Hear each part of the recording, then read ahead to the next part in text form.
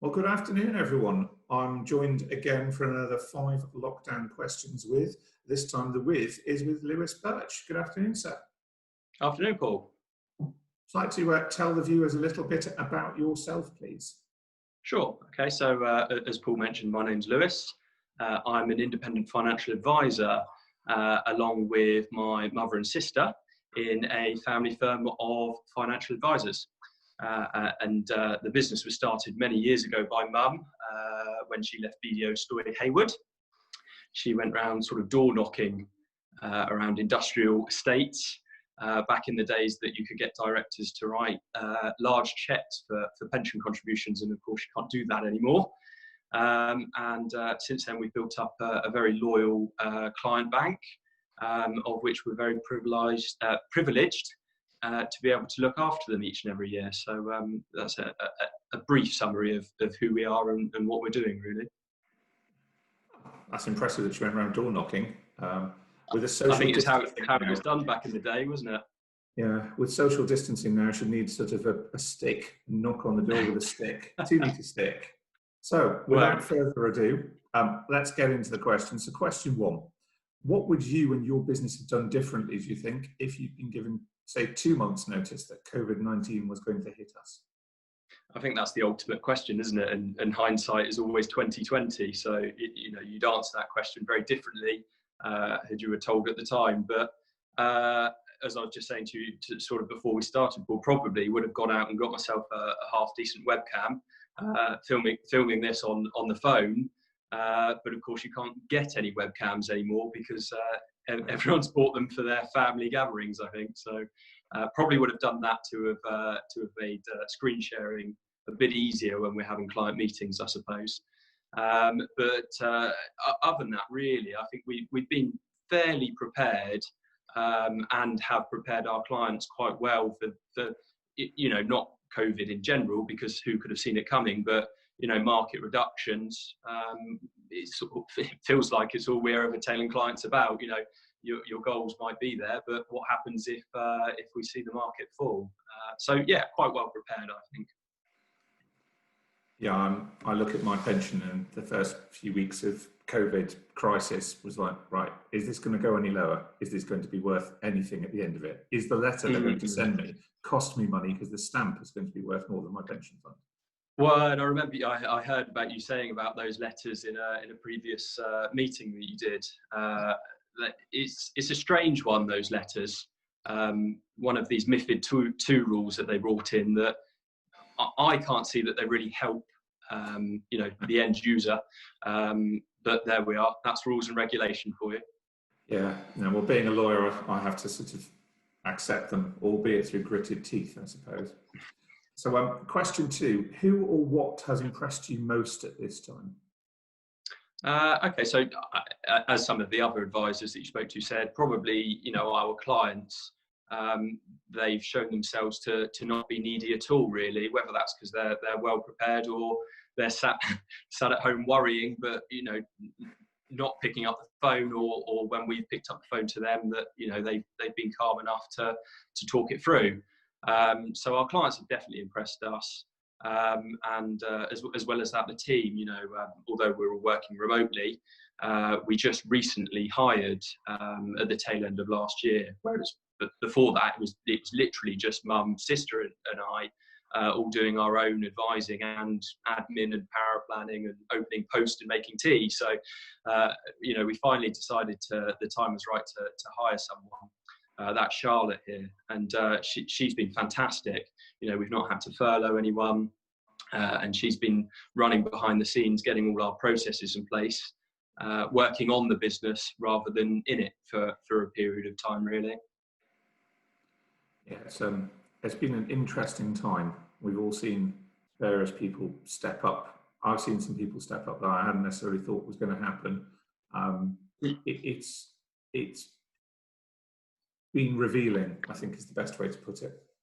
Yeah, and I was going to mention that one of the things that impressed me for a period of time was society. Well, yeah, if that's now falling back, I've just seen the news, people tombstoning off of Lulworth Cove, and you just, you've got to wonder sometimes, what goes through people's minds. Bit disappointing, really, but Yeah, I saw that, and all the people crowded on the beach as the helicopter was coming down. Social distancing went for a burden at that point. Yeah. So, question 3. Describe something you've enjoyed personally the most during this time. Assuming you have, of course. Good question. I think, as everyone else said, it's been sort of family time. So I myself have got he's just turned 2 in January. And he's a bag of energy, and you've got to watch him every second of the day.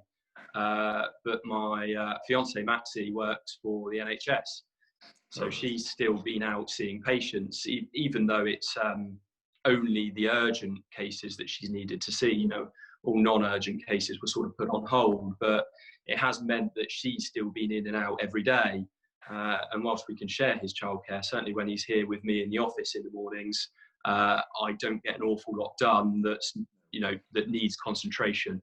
But at the same time, it's been really nice to have that time with him. Otherwise, he'd be at nursery during the day. So definitely family time. I've also enjoyed that it seems working with clients and other professionals has been a lot more relaxed in lockdown. And, if something's not done immediately because you're sort of out walking the dog and you say, I'll get to it this evening, that seems okay. And I think that's where sort of flexible workings come in, specifically for smaller businesses like ours. If we're not here at 9 in the morning, but we stay a bit later and work in the evening, that's fine, and people understand at the moment. So that's been really nice. I've enjoyed that. And one point that Mum made when I sort of asked her, what have you found? And I think she raised a good point in that when we're doing these Zoom meetings, it seems that you get to the point a lot quicker with meetings. They seem much more concise. And I think that helps the client. Normally there's all the niceties that we have, making the coffee and chatting about the kids and life and family. But that sort of gets muddled up in all of the advice stuff. And so actually we have a meeting over a web chat.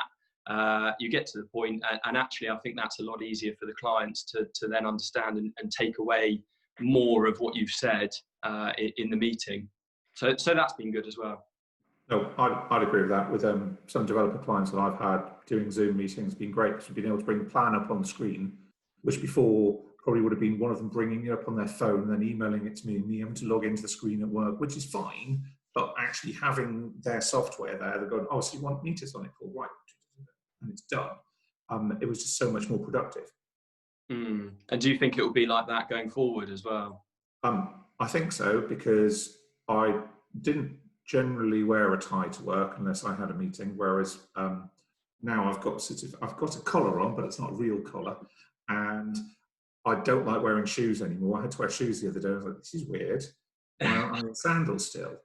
So I think a more relaxed, certainly business attire will come in. And I think that we'll do a lot more via Skype and Zoom and Teams and other video conferencing availabilities there, because it's more convenient for clients. If we don't all have to travel around the country, what's about, there's nothing better than this. Quite right, yeah, and I think that's good for efficiency, isn't it? And your mental state. One thing you mentioned there was sort of getting changed properly. Just recently, I'd openly admit I was struggling with motivation, and you feel lethargic, and what everything that's going on. I'm coming up to the office because I'm only 2 minutes down the road. It's quite lonely. And that motivation, I found actually it quite helped to get dressed up to come to the office. So I put a shirt and a jumper on, and immediately you come in, and instead of being in shorts and flip flops, because who's coming in, getting dressed up makes you feel better. It makes you feel like you're ready for work, and that certainly helped me get out of a bit of a funk and start working a bit harder again. I have a rule that I try not to have breakfast sat here. I'll have breakfast sort of in the living room, then come and sit down and start work then. Yeah, I think that's sensible, isn't it? It's breaking up that work and leisure space, isn't it? Yeah, although I'm set up in the kitchen because my good lady wife's in the study. And today, because she's gone into the office, I had to cook the boys' lunch. So I had them do it as I supervised. It was like, turn that hob down, it'll be fine. Can you see? I'll get a chair so you can sit on a chair and see that you're a bit closer. Well, my wife finds out when she sees this video, of course, I'm in serious trouble. Anyhow. Well, you're still here, so the lunch must have been okay. Yeah, they were fine. They actually quite enjoyed it. So, because they were involved in it. So I might start having, get them to make meals and sell them to the neighbours or something. Well, there you go. You said you might not be the home teacher in I think one of your earlier videos, but you certainly do be the cooking teacher then. Well, yes. Although again, for the benefit of my wife, I know I don't do the cooking all the time, but I do a little bit. You're roped in now, Paul. Yeah. Thank you for that. Really appreciate it. But moving on swiftly to question 4, and I think this is probably the biggest question, although they all are important. What do you think the biggest change to your industry will be when all of the social distancing rules disappear and the full lockdown that we've had and what have you disappears completely? Hopefully it'll disappear completely anyway. Yeah, I think that is the big question, isn't it, out of everything, and it's also the one that no one will really sort of know. It's a bit like fund managers or active fund managers. Some of them will say, well, this is going to happen and that's going to happen, and of course each one of them sends you a different commentary. So some will be right and some will be wrong. But my opinion is one that there will be a drive towards sustainability still. At the tail end of last year, there was a real feeling that we needed to support companies that were trying to do good in the world. And I think that will be more so going forward, but be expanded to make sure that these companies have got good, strong reserves and good balance sheets, and that they're not causing too much waste in the world. I think those sorts of things will be important to people, particularly the strong reserves, because in this period of time we've seen these companies asking for bailouts or furloughing their staff, and if you're paying out money to your shareholders, to me it just doesn't sit right. I would sooner see them not have to furlough staff, and be able to keep running the business and not need government help or taxpayers' help, as it inevitably will be. And I'd sooner see them do that than pay out money to shareholders. Oh, and isn't it wonderful? We've all got more money, and that goes back to the society thing. I think as a human race, we need to help each other out a bit more. So, firstly, I think there'll be a drive towards companies that have shone in this area in this period of time. To do with property, I know that's your bag. I don't know. I would expect that commercial property will be reduced in value and rents. I think there'll still be a need for it, but there'll be many businesses thinking, well, we can probably desk share going forward. Person X works at home on a Tuesday and person Y comes into the office, and then they switch around. Therefore, you don't need as much square footage. So I think that will be a case for commercial property. And I also think, these investment funds from my world, we tend to try and steer clear of property in funds for our clients. It's too illiquid for plate spinning. We'd rather they have their own property, maybe their own buy-to-lets outside of their investments, and then keep their investments to equities and bonds, really. Because as we've seen recently, lots of these funds suspend dealing, and then Mr. and Mrs. Client can't have their money out because the fund manager's worried about what's going to happen to the property valuation while it's sold, or if they've got to generate some money to pay out. So those are the sorts of things that I think might happen in the investment and property world. But my guess is as good as any, really. I don't disagree with you on commercial property. Other people I've had sort of sat on that side of the screen, shall I say, have all said the same thing, which I don't disagree with, that the need for commercial property will fall dramatically when you've got the likes of Barclays saying, well, I don't really know why we need 7,000 people in this building. Yeah. Why would you want such a big office anymore? Mm. And if you can get the productivity out of people working from home, so be it. Yeah. I still think that places like Barclays and whatnot, they'll want a presence in London, won't they? But in terms of residential, you know, I think from speaking to estate agents recently, I think there's a real drive for people to get out of the city for residential. You know, they want Dr. Green, as you know, we call it in our family, a bit of trees and, you know, a bit of greenery and a bit of space. You know, if anything like this happens again, you know, you don't need to get out and about in the car. You can go and sit in the garden and feel de-stressed. There's definitely been a switch for the people I've had that are moving out of the city towards the country. And so their primary residence might have been in London, but now they want to have their primary residence outside of London and appear to tear there. So they'll go from their couple of £1 million penthouse to a, you know, slum it in £1 million 1-bedroom flat somewhere in London, as long as they've got a country estate with some grass and a garden. They'll be happy as Larry. Well, and as long as they're happy to pay the additional stamp duty for their second home and then the capital gains, of course. Yeah. But that doesn't sound like too much of a problem for someone with that sort of capital behind them. So no. Although they'll probably still moan about it because that's what people do in tax. But so as fifth and final question, what's the one thing that you personally haven't been able to do that you're most looking forward to be able to do when this is all over? So for me, it's going and shouting at some people. So I play hockey and coaching our men's ones team. So I can't wait to get back on a hockey pitch and shout loudly at people. I find it a real good way to de-stress and let out some anger. Whether they see it that way or not, I don't know. But so just some social sport, really. You know, get fit again, those sorts of things. I'm also thinking that I need to move house.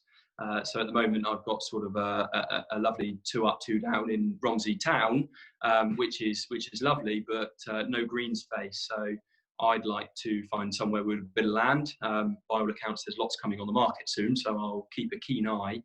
And the other thing is that I've got my final exam in July to become chartered and a fellow of the Personal Finance Society. So that's sort of on my mind for the very near future.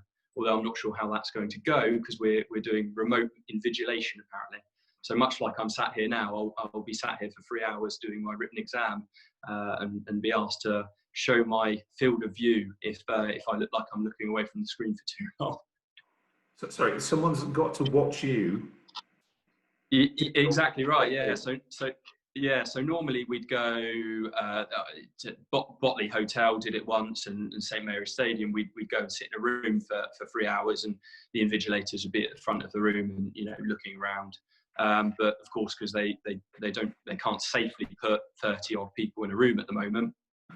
The CII, who are the body doing our exams, have decided to use remote invigilation. So, you know, basically I'll be sat here and I'll have to take a 360 video of what's around me and show that there's no sort of papers or notes for the exam. And then I'll be free to sort of sit and write away. But as I said, if I'm looking around the room too much, I think somebody will pick up on that and think, well, what's he looking at?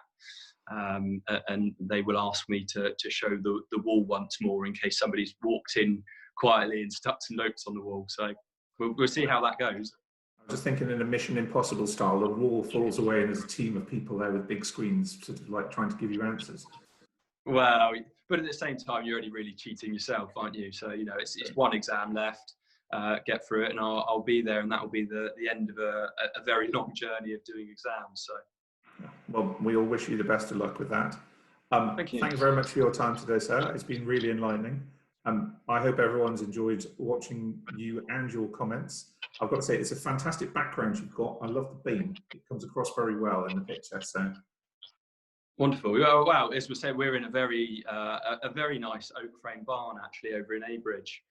We get to look out across the farmers' fields. Really very nice property. We often get comments from clients that it's a nice place to come to, and hoping that they can come back again soon.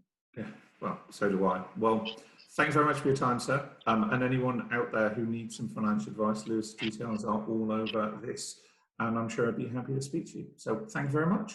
That's lovely. Thank you, Paul. Very kind. And thank you for the chat. Thank you, sir.